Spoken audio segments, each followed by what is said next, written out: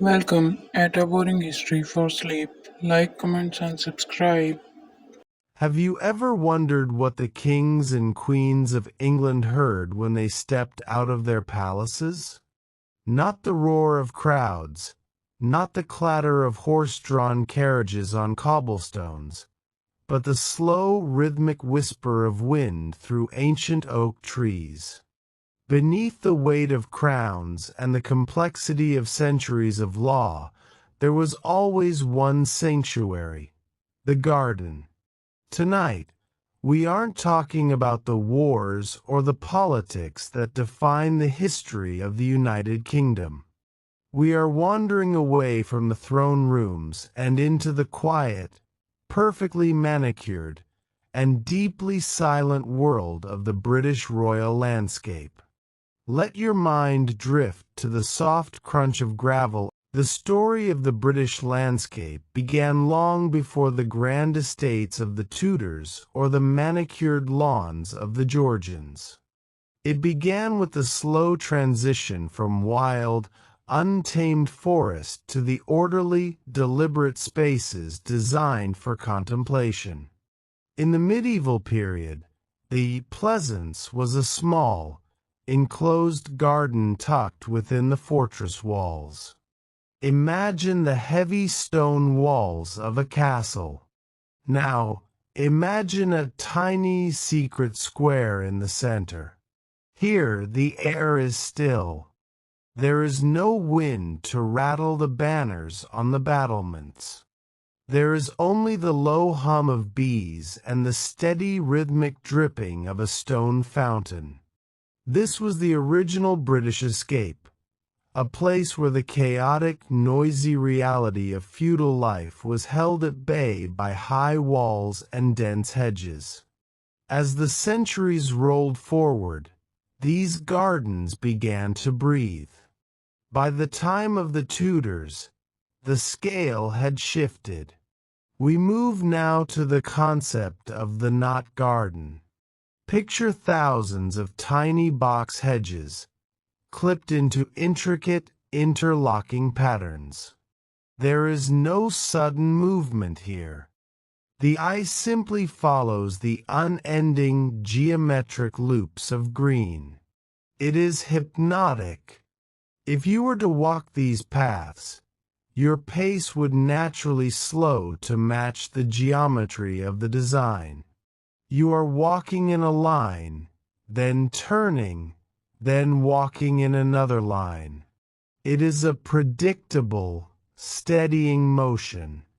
The monarchs of the 16th century, despite the plants are growing, the seasons are turning, and the history of this land is as steady as the roots of a thousand-year-old yew tree. As we move further into the timeline, the rigid, walled-in silence of the medieval garden began to melt away. The landscape of the United Kingdom began to open up, expanding into the horizon. This was the era of the naturalistic garden, a shift that changed the rhythm of the British experience entirely. Imagine standing on a gentle rise in the English countryside. The walls are gone. Instead, there is a ha-ha, a hidden trench that keeps the livestock out while leaving your view of the horizon completely unbroken. You look out over miles of rolling green hills, dotted with individual ancient trees placed with such precision that they seem to have grown there by fate rather than by design. This was the architecture of calm. It was designed to make the heart beat slower. By removing the boundaries, the landscape became infinite. You could stare at the way the light hits the side of a hill for hours, and the scene would never change. It is a slow, creeping transformation of shadow and color. In these expansive spaces, time behaves differently. A century passes like a single afternoon.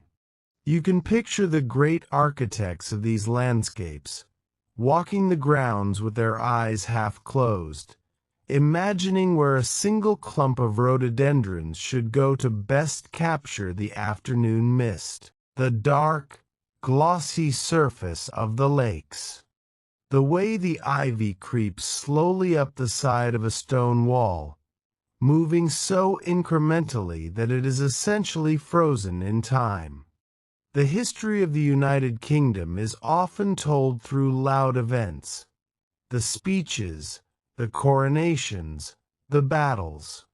But the history of its earth, its gardens, and its trees is one of quiet persistence. It is a history that does not ask for your attention. It simply exists, waiting for you to notice the stillness. Everything is exactly as it should be. The world is soft. The history of Britain's royal libraries is tethered less to the power of the throne and more to the quiet sanctuary of the mind. When you look at those towering shelves, reaching all the way to the high, ornate ceilings, you realize just how slowly time moves within these walls. Every book is a world in itself, and when that book is closed, the world inside it falls into a gentle, motionless slumber. Imagine yourself standing in a private library within Windsor Castle. The thick, woven carpet beneath your feet absorbs the sound of your presence entirely. There is no echo here. There is only the soft, reassuring creak of the floorboards, a sound that signals safety and permanence. The dim light filtering through the tall windows, the inkwell resting on a heavy mahogany desk, the worn leather bindings of the volumes. All of these elements belong to a world where there is no rush to change. History tells us that for centuries, these libraries were more than just collections of books for the monarchs. They were refuges. They were places where a king or queen could retreat from the deafening roar of politics and war. Here, the monarch was simply a person, not a ruler. They would turn a page, and the gear of time would slow to a crawl. Match the rhythm of your own breathing to the slow, intentional turning of a page. One page turns, stillness. Another page turns, deeper stillness. There is a weight to the silence in this room. It is a grounding weight, a heavy, velvet blanket that anchors you to the earth. You have nowhere to be. Nothing to finish. Your responsibilities, your plans for tomorrow, your fleeting worries, they have all been left outside the heavy doors.